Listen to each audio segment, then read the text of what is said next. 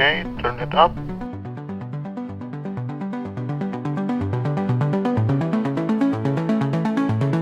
Lights.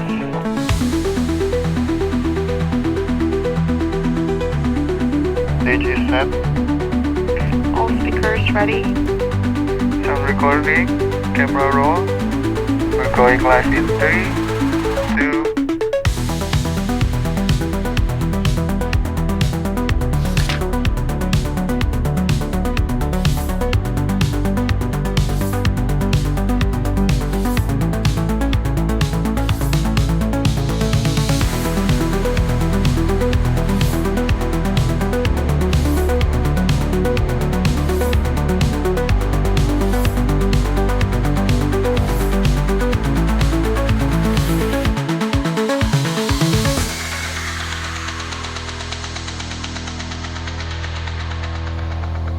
Before I start with my talk, I would like to ask each and every one of you a very simple and common question. Now, this question is so common that you basically hear it everywhere. You might have heard it from your parents, your friends, your classmates, your acquaintances, your coworker, you get it. But what if I tell you exactly at this moment that this common question is a particular question that we mostly lie about? Ladies and gentlemen, how are you today? How exactly are you feeling today? And no, I'm not looking forward to that automatic and monotonous I'm fine kind of answer. I want to know the truth. But what if I tell you right now that the hardest thing is that most of the time we don't even know how we feel? And what if our mental health stability isn't as visible as we all thought? And what's scarier is that it led me to think, it led me to question. What if the greatest struggles that everyone go through every day remain invincible? But then again, what if I tell you that we can exactly see that invincible? Ladies and gentlemen, I introduce to you engineering as empathy. My name is Jacqueline, and today we live in a world full of rapid change. Today's indispensable shift is a shift towards proactive mental health with machine learning. Now, as you all know, machine learning is a very abstract concept. But today's focus, I will be talking about how engineering is the most empowering and powerful shift that could have ever been made. Now, before I start explaining and to kind of elaborate what kind of idea I'm trying to say to all of you, I want each and every one of you to take a look of these two people at this big screen right now. What do you see? I want your full focus on these two gentlemen right now. At first, when I first saw these faces, I focused on those pearly white smile, that radiating and bright smile as if they're the happiest person on earth. Right? Well, if you thought about that at first, you're wrong. The person on the left has depression, but the person on the very right doesn't have depression. And how is that? How can we tell that? And why does this matter? And what exactly am I talking about? Now, before I answer my very own question, I want to share to all of you a piece of a story that I've encountered long ago. An event that has occurred to me and is yet still so significant and has been running around my mind until this day. I used to have this one friend. This friend of mine is the brightest, the happiest, and even the loudest person I've known amongst the other friends that I have. She looks as if she's always happy. But then again, of course, one day, it just so happened that it has to be me to witness her breaking down on the bathroom floor with cuts on her wrist. At that moment, when I witnessed that in front of my face, the only thing that has been running on my mind were questions, doubts, and confusion. What exactly have I missed? What did I not see? I mean, I've known her for a very long time, and she's always so happy. What happened? Why? What did I not see through her? And then it clicked right in my mind that this just blatantly tells us, ladies and gentlemen, that mental health is unrecognizable. We can never really tell what a person is going through.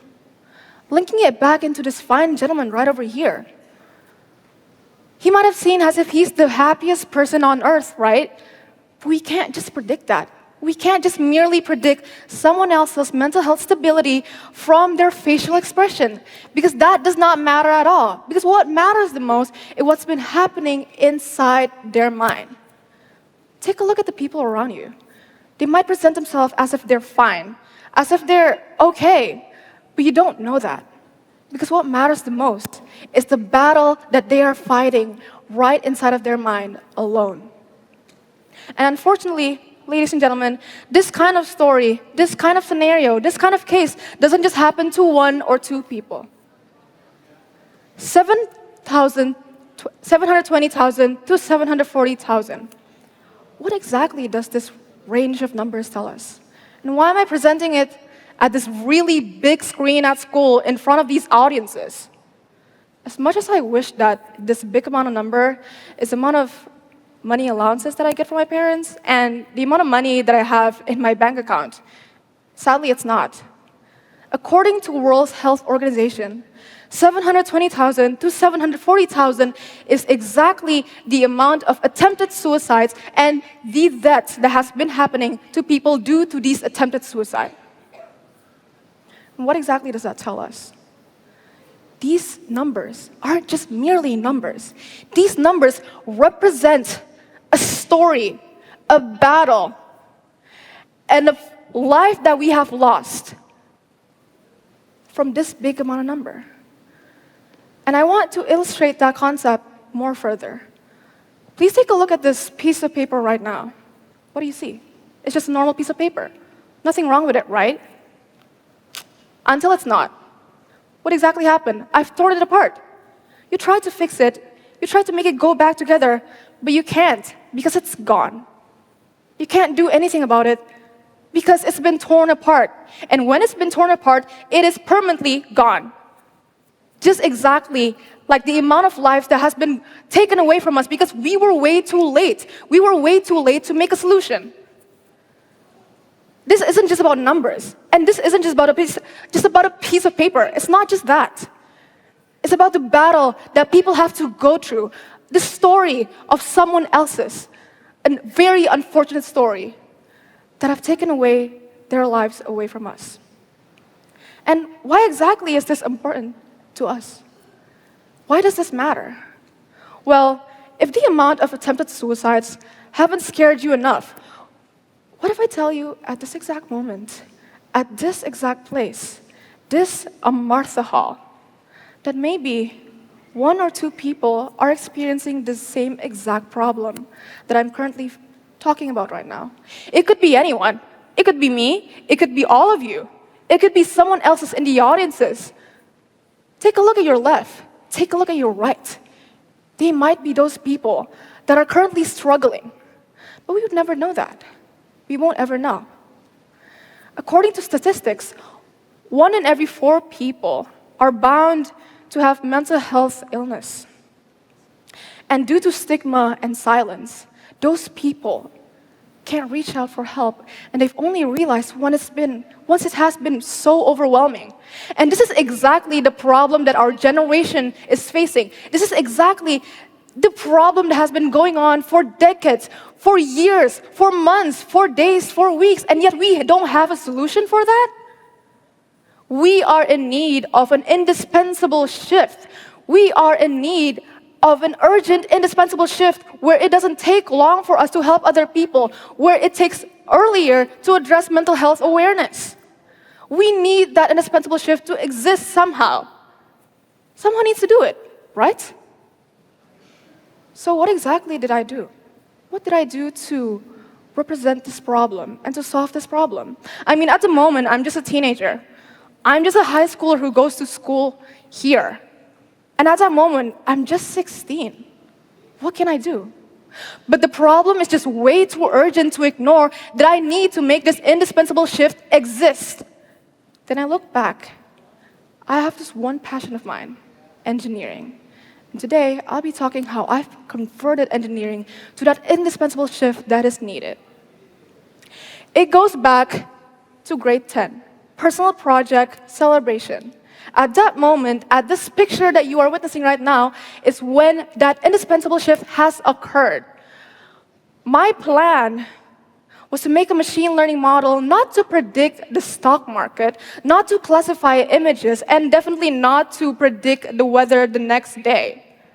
My plan was to make a machine learning model that has been aided with AI and fed with data to represent a lot of things, such as feelings, emotions, to predict someone's mental health stability. But you might argue, well, data is just data. What are you going to do about it? Data are just mere numbers. So what? So what? Well, yeah, I do agree with you. Data might only be data. But data with care and empathy can change someone's life. And it may not be perfect. My solution to this problem may not be perfect. But as a student, I took a step forward. And that step forward has led to an indispensable shift that has occurred in this generation.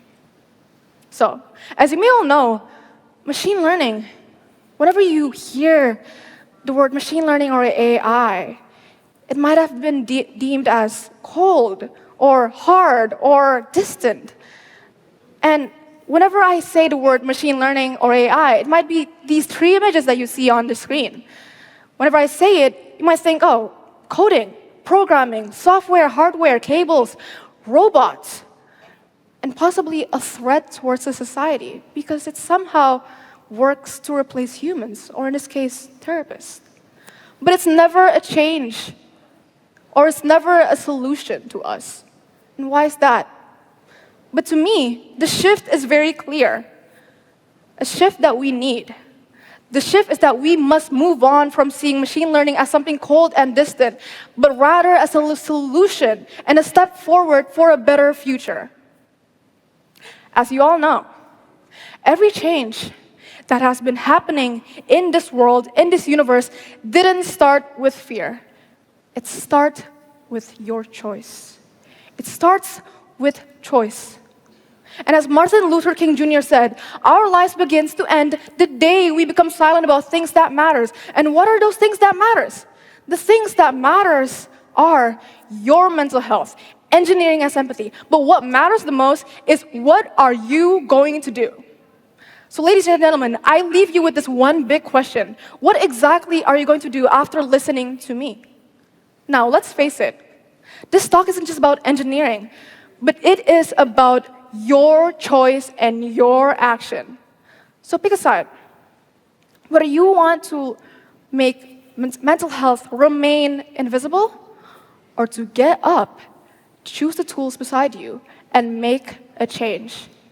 Because this indispensable shift doesn't just occur because of engineers. It occurs because of us. My name is Jacqueline, and thank you for listening.